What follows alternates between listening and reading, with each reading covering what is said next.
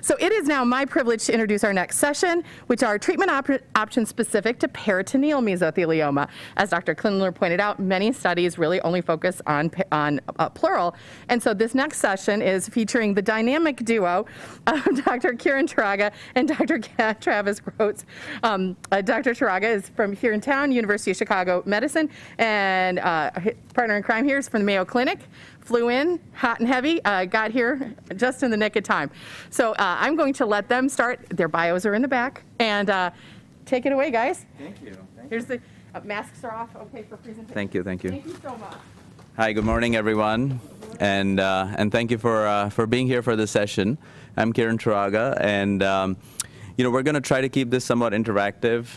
Dr. Grotz is going to go through some basics of peritoneal mesothelioma treatments. And then, feel free to stop us whenever you guys have any questions. We've kept lots of time for discussions. So I think this, we'd welcome the opportunity to interact with you as well. But with that, I'm going to introduce Dr. Grotz. Dr. Grotz and I have known each other for a very, very long time, over a decade, when we met back in Omaha, Nebraska. But Travis is one of the up-and-coming stars in peritoneal mesothelioma, and so Travis is going to go through a lot of the data and the slides, and I'll jump in once in a while. Thank you. Thanks. Good morning. Thanks, everybody.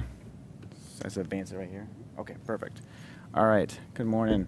So we have the privilege to talk a little bit about peritoneal mesothelioma specifically. I have nothing to disclose, and we will talk about some off-label stuff, which is HIPEC. Technically, HIPEC is intraperitoneal chemotherapy, and chemotherapy gets approved by the FDA and things for systemic use, but it's actually not approved for intraperitoneal use. But it's very common for physicians to use things that are approved and safe in different ways if there's safety data and things like that. And so that's what that disclosure means. It came off. Okay, let me set it up. Close up some stuff. Sure.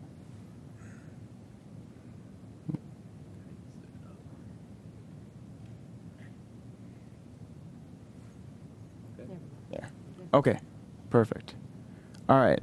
So want to talk a little bit about some of the backgrounds of peritoneal mesothelioma, kind of explain what is the peritoneum, then dive into a little bit more about the treatment options, about chemotherapy, and then about pressurized intraperitoneal chemotherapy, which is HIPEC, talk a little bit about surgery, and then hyperthermic intraperitoneal chemo, or HIPEC, and then also talk lastly a little about immunotherapy and the exciting advances that have been made.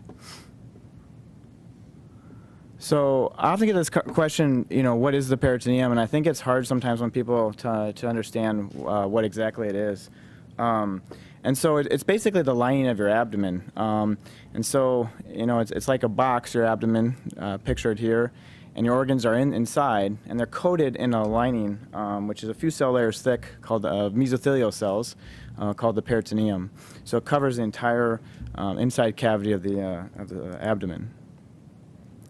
So the way I think about it is just like a balloon. So if you have a partially deflated balloon, you kind of punch your fist through it. That's kind of what the peritoneum is. So there's kind of two layers actually in your abdomen. There's the layer immediately on top of your fist, and we call that the visceral peritoneum because that's on the viscera or the organ. And then there's the outer layer of the balloon, which is on the kind of the abdominal wall, and then we call that the parietal peritoneum. Just means it's the peritoneum of the abdominal wall. But this kind of gives you an illustration of what, when people are talking about peritoneal mesothelioma, it's like basically a disease then of the balloon, and then those organs are covered in that balloon, and that's surgery, how we do surgery, and it kind of explains things in terms of that. And I'll let Kiran touch briefly on the germline mutations. Yeah, I think one of the things that is evolving in our understanding of peritoneal mesothelioma is, obviously we're always interested in why someone gets peritoneal mesothelioma, and I think that's the tricky part. And we certainly know environmental exposures like asbestos and other toxins can cause or be related to peritoneal mesothelioma. But one of the things that is also very interesting is that if you look at the second bar graph from the top, so if you look at that, it's kind of small. I don't know if all of you can see it. But what it's showing on the x-axis is the number of people with germline mutations, which means hereditary mutations. So this side is showing the number of people, so you can see the proportion of people there. And this one, if you look at pleural, peritoneal, and both, you can see that almost a fourth of the patients will have some version of germline mutations, which means something that's in your blood that predisposed you, not necessarily caused it, but either predisposed or made you more vulnerable to sort of environmental exposures that increases your risk of peritoneal mesothelioma. And many of you might have heard of these genes like BAP1. You can have BRCA2, which is also associated with like breast cancer, CHEK2 associated with other types of cancers. So it is something that's important, for us as a community just to be aware of and make sure that, you're thinking about getting tested. It's something that has to be done carefully and in conversations with your oncologists. But I think just something to keep in mind as an advance of why people are, or at least some more information about why we, or what we know about peritoneal meso. I'll go on to treatment. So I know you've had some talks previously, and so I'll briefly kind of talk about these areas, particularly how they pertain to peritoneal mesothelioma. And so you're aware systemic chemotherapy is typically anti-cancer cells that typically impair synthesis or cell division and growth, and so they kill typically rapidly dividing cells. When we talk about biologic therapy, that's usually some kind of target agent that blocks a particular step in a biological process. A common one in mesothelioma is the angiogenesis inhibitor, bevacizumab, which blocks the growth of blood vessels. And so as the cancer in the lining of the peritoneum grows, it needs a blood supply to help it grow, and so that drug actually blocks that ability for the cancer to develop more blood vessels, and kind of, in a sense, kind of chokes it off and limits the blood flow to the tumor. And so, and you've heard these drugs before too. Essentially, most of the data we have for peritoneal mesothelioma comes from pleural mesothelioma studies. They are different tumors with different biologies, and we can get into that. But most studies, because the most common mesothelioma obviously is pleura, and so most studies involve mostly pleural patients, and even many of the studies actually exclude peritoneal patients. And so it's sometimes hard to extrapolate or know if the data or the trials in pleural pertain to peritoneum. But in peritoneal mesothelioma, these are kind of our standard drugs that we use. And so there are two kind of combination drugs. Pemetrexed is an anti-metabolite, so it impairs the 3 of the enzymes necessary for DNA production, and so that's how it impairs cell or cancer growth. And then the platinum agents, cisplatin and carboplatinum, they're metal agents that then bind DNA and impair its ability to make proteins. So that's kind of how, scientifically they work, and they work together to treat the cancer. Typically, systemic therapy for peritoneal mesothelioma is given for patients who are either not surgical candidates, and maybe the hopes of becoming surgical candidates so they can shrink the tumor, or in situations where surgery is not possible, to treat the tumor and prolong survival as much as possible. Typically, chemotherapy so far alone is not typically effective in killing the entire cancer. Cells developed resistance, and so it's hard for systemic chemotherapies to completely kill cancer cells. So some combination of surgery or something else is usually necessary. And then we add these biologic agents. So the bevacizumab, as I mentioned before, that's that drug that blocks the blood vessel growth and kind of chokes it off. And so those, when you combine, those are kind of our top drugs for mesothelioma, for the peritoneum. And so the route of chemotherapy is important. And so typically when you give chemotherapy through the IV, it gets into your blood and it treats your whole body. So if there's cancer cells in other parts of the body, or potentially cancer cells in the blood floating around, this chemotherapy is very effective for that. One area we think maybe chemotherapy doesn't get to the greatest as far as like concentration amount is probably to the peritoneum actually.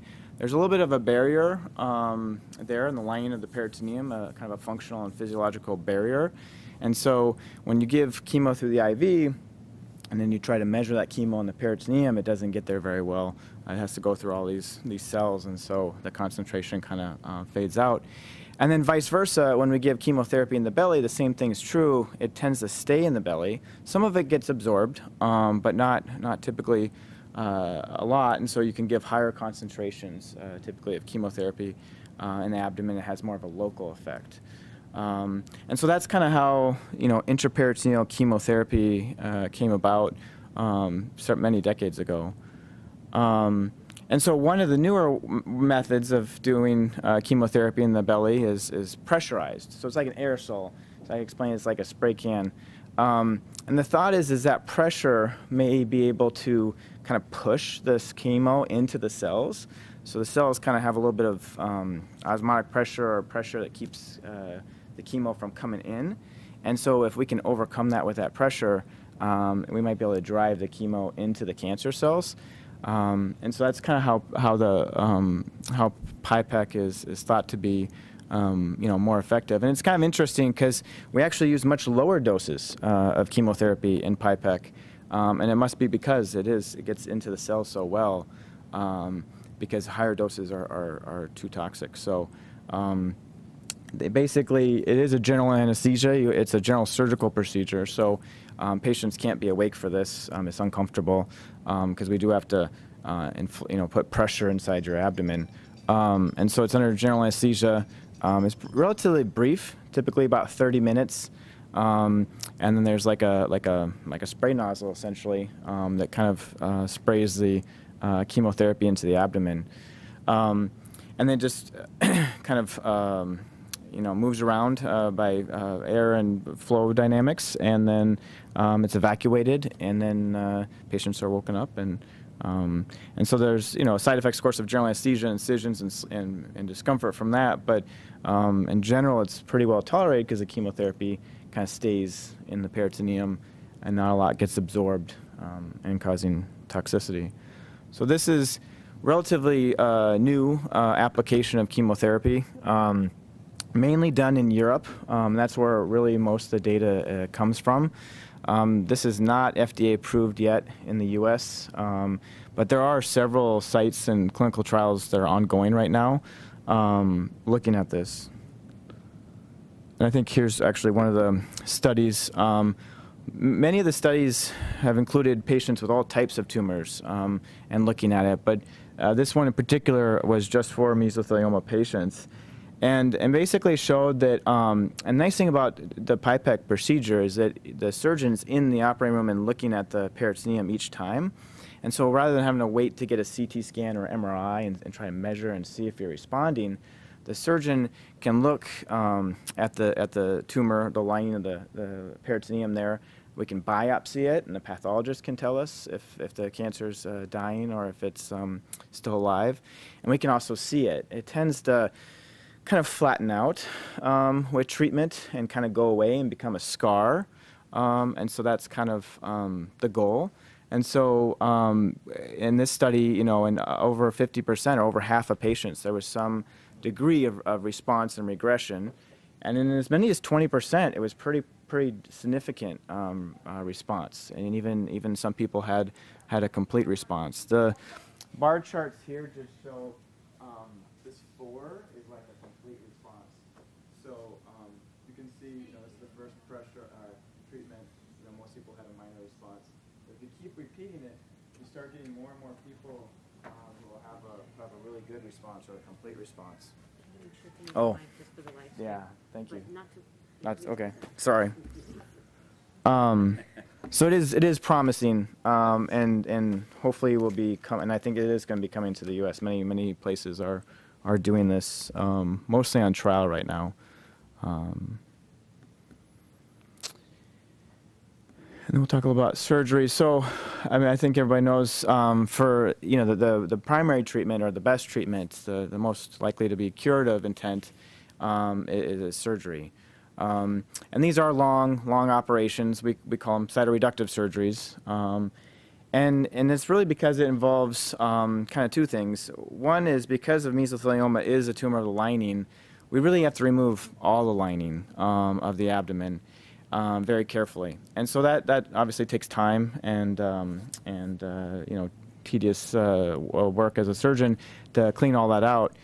The other place, the mesothelioma is different than other cancers of the peritoneum, is again that all the surfaces we need to remove and are at risk of becoming or are cancer. And two, the way mesothelioma involves the intestine, so it tends not to get on the actual bowel itself, but it tends to get on the mesentery, which is the blood supply to the bowel. And so many times we can actually save and preserve the bowel, but we have to do pretty extensive stripping and burning or blading using surgical techniques to remove as much of the tumor on the peritoneum on the mesentery. And again, that's where blood vessels are, so just a very meticulous procedure. And obviously there's a lot of, you think about when you get like a road rash or something, you get a little bleeding. And so, there's a lot of small oozing like that because you're basically kind of stripping that top layer. So there's a lot of, careful getting blood to coagulate and stop bleeding. And so the surgery is very extensive. And I just have one surgical picture, I know, but just kind of shows, this is an intraoperative photograph, and you can just kind of see that pink white stuff is kind of lining. It's very thick. It shouldn't be that thick. It should be a very thin lining. And then what we do is we just kind of pull it off and strip it off, and then you get the nice, healthy underlying muscle. So the tumor typically doesn't go into the underlying structure like the muscle or other organs. It often can be right on the surface. And so it's just that process of kind of stripping, peeling that lining off the underlying, in this case, the diaphragm, the muscle, the breathing muscle. And so this is part of that when we talk about peritonectomies, that's what that is. And then once we're all done with that, our goal obviously is always to remove all the tumor. If that can be done, that has the best outcomes. But even if we can, if there's just minimal, very small millimeter disease, the chemotherapy is very effective, I believe, in HIPEC for mesothelioma. And so after surgery, typically at the same time, so people are still asleep, we then do HIPEC, which is the heated chemotherapy. The heat is believed to kind of push, cancer cells in general are susceptible to heat. They're more sensitive than normal cells. It also upregulates all their kind of, heat shock proteins, and they're kind of makes them more vulnerable to chemotherapy. And so, and also some drugs, it does improve the depth of penetration of the chemotherapy. So there's kind of three reasons why we heat it. We heat it fairly hot, so 108. I think a hot tub's like 104, so that's pretty warm.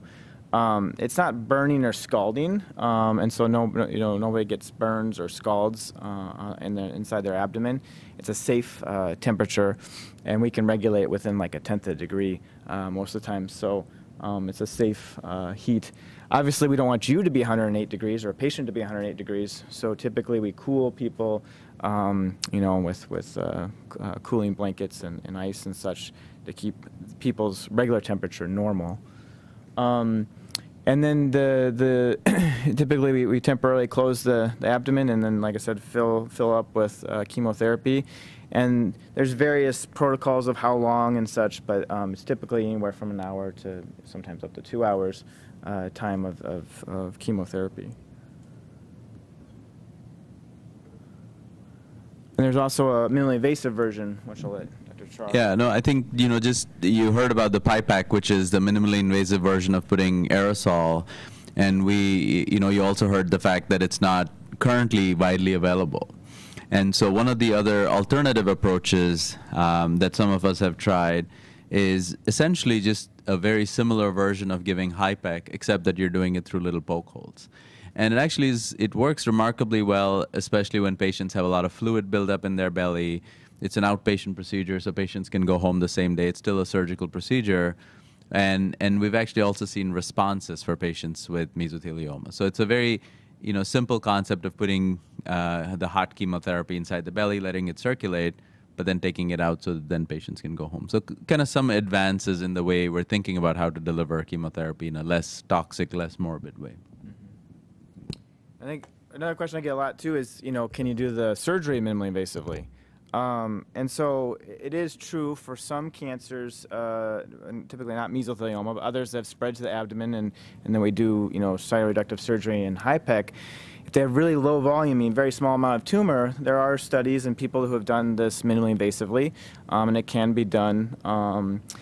Typically, mesothelioma, like I said, though, you really have to peel the entire lining, and so I think that would be extremely difficult and time-consuming because it's already a very long operation, and it would turn into an extremely long operation. So typically, I don't think mesothelioma is going to be a good, or I don't think that we're going to be able to do this minimally invasively for the foreseeable time.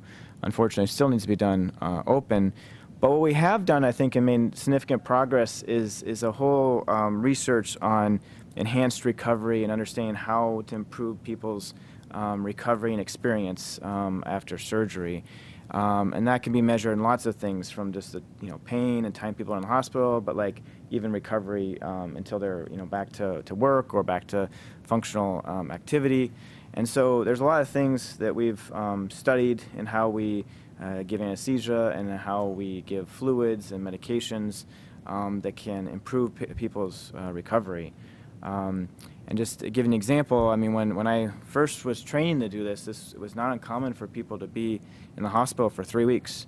And now our average, I'm sure yours is around a week from these, or even less. So it's been a dramatic difference. And it's not just getting people out of the hospital earlier, but the pain, the dysfunction, just that all that goes with recovery is better. It's not gone or easy, but it definitely is improved. So I think that's one area that we've made some advances in the surgery, but not yet with minimally invasive for the cytoreductive part. But for the HIPEC and the pressurized chemo, that can be done minimally invasively.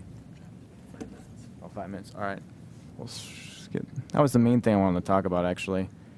And then you've already had to talk on immunotherapy, so I don't want to go over that. But I did want to talk about the 2 trials that we have specifically for peritoneal mesothelioma that we're a part of. Yeah, so I think it's important for all of us to understand, advocate. I think that's a big part of what MARF does, and I think that's why we're all gathered here a little bit. Some of it is information, but a lot of it is advocacy and research. That's really where we want to be. And I think a lot of us are trying different ways of treating this disease, because no one really wants to do a big surgery. We're both surgeons, we enjoy operating, but we don't want to put our patients through big surgeries that are 6-8 hours and they take even a week in the hospital. We would love for our patients to either not have surgery and be cured of their mesothelioma. That's really where we're all pushing towards. And so, there's clinical trials, and I think it always feels a little bit scary to think about doing experimental treatments and how do you think about it. But I think in the right contexts, clinical trials are probably the best way of moving forwards, because that's what gives patients access to new types of treatments. So this is one of those clinical trials we have at the University of Chicago where we give patients who are going to have surgery anyways 2 cycles of immunotherapy and then do surgery. And essentially, we're trying to see if the immunotherapy actually works on killing the mesothelioma, and what does it look like, and is this a good proposal for moving forwards. So this trial is open. Actually, we had to suspend it for a little bit, and then now we're reopening the trial again. And then the second trial, which is a big multi-institutional trial. So yeah, this is a very similar trial. So you've heard information about how chemotherapy works, and you've heard information about how immunotherapy works. And so what we're trying to look at is, can we combine them together, and does that work even better? And so this has been tried in other cancers and has been effective. And so and this is open actually for a lot of people, because this is a trial people can enroll in whether or not they're a surgical candidate or not. And so we would give chemo, in this trial, we'd give chemotherapy, which is the standard, which is what you would get, off the trial. And then we're adding, so there's a randomization to that immunotherapy component to see if that adds and improves outcomes. And then we're doing surgery. And then if you're not a surgical candidate, you can still be on the trial and get the treatment. And the hope is maybe more people will then become candidates or be able to undergo surgery, or may not even, like you said, may respond. Surgery is not always the end goal. I mean, sometimes it is, but if people have such a great response with immunotherapy, I mean, you've heard, that's your immune system attacking it. So if that can be sustained and long term, patients may not need surgery, and so that's kind of the hope. And so we're the primary site, but it's actually at a lot of institutions. We've opened it throughout the nation, and so this is another clinical trial that we're hoping they'll have some success in, specifically for peritoneal mesothelioma, which is hard to do trials. No, I know we're running on time, but I hope you've gotten a flavor of sort of where the state of the science is, like what happens normally. But I think to also keep a finger on the pulse of what is coming and what is the future of peritoneal mesothelioma. And I think, we really request you, and it's not just the two of us. There's a group of us peritoneal mesothelioma specialists across the country who would really benefit from your help in advocacy, research, really trying to advocate for this disease, because quite often it sits in the shadow of pleural mesothelioma. And I think while in general mesothelioma needs more advocacy in general, so I don't want to take away from pleural, but I would certainly say, please make sure that you advocate for peritoneal also. So for all clinical trials, try to make sure that patients with peritoneal are treated differently, or certainly with a focus. And so that's where we request all your help as well. But I think it's an exciting space. I think there's an exciting time for all our patients. Hopefully we make more and more progress every day. So we'll take any questions if any of you have any questions or comments.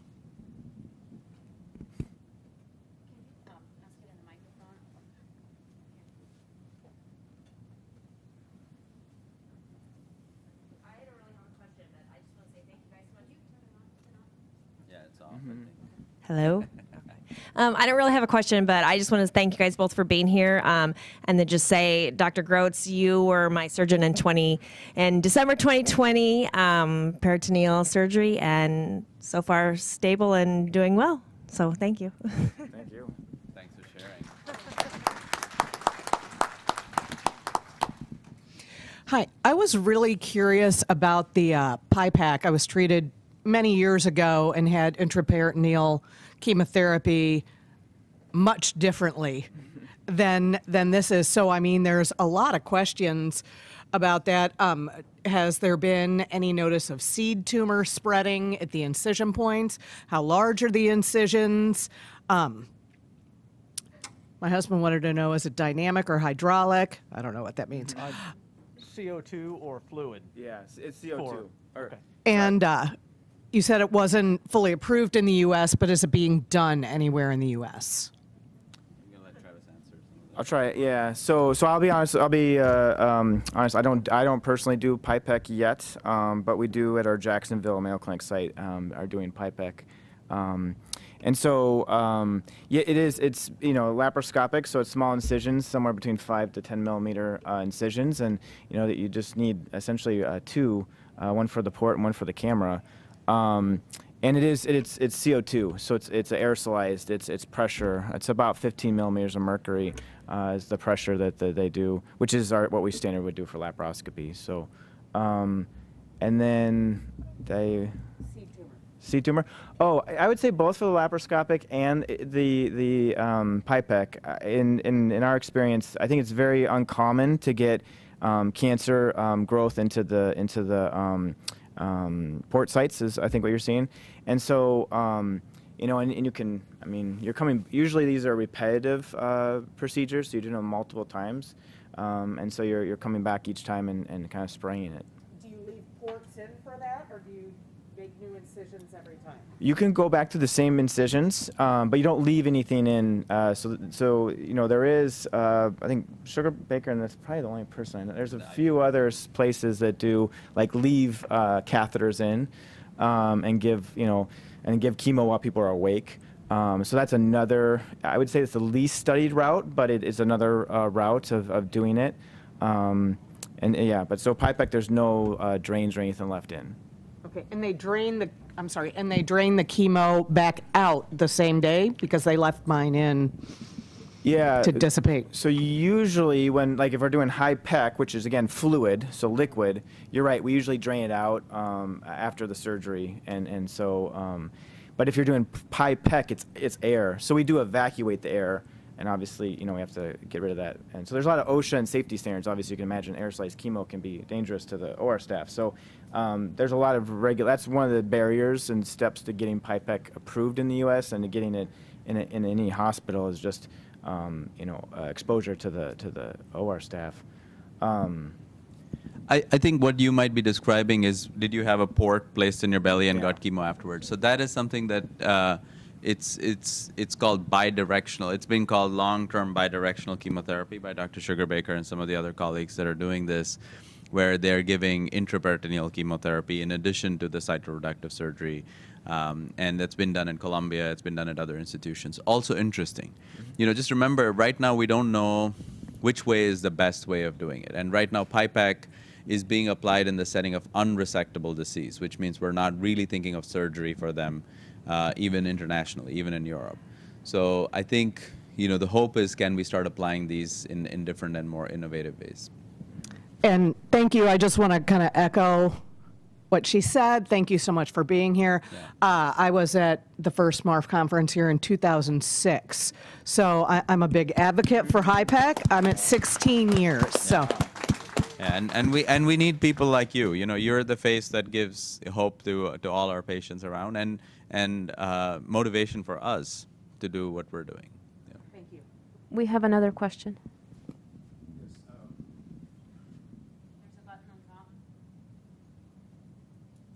Yes, I had HIPEC last year in May of 2021, and I started immunotherapy in July of last year. So I'm now coming up on my year of 1 year of immunotherapy. My question is, I've had one clear scan. I'll have another scan in August coming up. What is the general feeling or direction about the continuance of immunotherapy after so many scans? If you're clear, I mean, what is the feeling now or the knowledge now that exists that would direct the decision of whether or not how long to continue immunotherapy? That's my question. Thank you. So I think you're asking a tough question that, to be honest, we all don't know the answer to. So first and foremost, you know, the role of adjuvant immunotherapy, like what you got, is something that's, again, not proven at all in peritoneal mesothelioma. We all believe it. We all think it may have some value, especially in more high-grade or what we call the biphasic or sarcomatoid. You might have heard it this morning. In those types of histologies, but we don't typically operate on them. So it's a very complex space. So what you're getting right now is something that we don't even know if it works. That's the first thing. And so therefore, we don't have any answers for how long to give it. You know, most of the company trials that have been designed have included immunotherapy for 1 year after. And so what happens after that 1 year, we don't know. There's some very interesting reports that have found that for immunotherapy that works, maybe a couple of months of immunotherapy may be all that people need, and that you don't need that continual immunotherapy. And then there's some reports that find that there's immune cell resistance that happens over time. Actually, Dr. Hassan is here, and he might be able to speak to this more intelligently than either me or Travis. Here, Rafid. He's actually our next speaker, so why maybe don't we you can start off with that. I don't know if you had any other comments, Travis. No, I think you'll answer that better. Yeah, but congratulations again. I think it's great that you're doing well. We do have one more question for you. If the peritoneal is hard to detect or identify well on CT scan, what is the threshold for repeat treatment? Is there criteria for that, or how do you decide what to do next? Yeah, I mean, I'll take the first stab at it, and then I'll have Travis speak as well. So, you know, the biggest thing is that there have been protocols looking at systematic second looks In fact, the protocol at Columbia, for instance, was routinely doing surgery, go back 6 months later for a second surgery. And that's just assuming the fact that you cannot see the disease. And they've reported some very good survival and good outcomes from patients that have had that type of approach. So I do think the interest, and it sounds like you guys are a case in point of that. But it is a big deal, you know, to have second surgery all the time. It's not easy to put little cameras once you've had a big CRS and HIPEC. And so we don't have a very good way of truly saying this is when we should do a second look or a second. You know, many times we tell patients with mesothelioma that even if we don't cure you of your disease, you're going to live a long time with the disease. And so the real question is, if there isn't anything visible on scans, there aren't any symptoms or signs, should we really put our patients through another surgery just to find something that we may not do anything about? And that's the tricky part of deciding. Now, what is changing is that both imaging is getting better, and that there is new technology called ctDNA or cfDNA, where we're able to detect cancers in the plasma better. We don't know if peritoneal mesothelioma is going to shed a lot of DNA in the plasma, but that's sort of the areas of investigation where then we can use that to guide treatments for our patients. But as of now, I wouldn't say there's any standard of saying, let's go back and do another surgery if your scans are clear. Yeah, I would echo that, and I would say, you know, I think what's important is looking at the scans over time, and so looking for changes, right? So after a CRS and a HIPEC, especially that first scan, there'll be lots of inflammation, lots of fluid, lots of you know, post-operative changes, and so really it's the change over time that we really are looking for. So it's really critical that the radiologist or the team is looking at the old scans and the new scans every time to try to identify things that have changed, because usually scar and inflammation and it gets better over time, and obviously untreated tumor would get worse over time.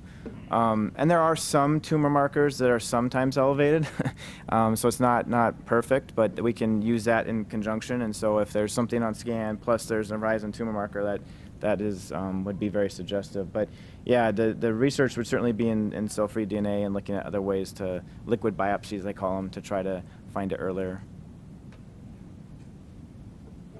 Yeah, thank you. Thanks, everybody.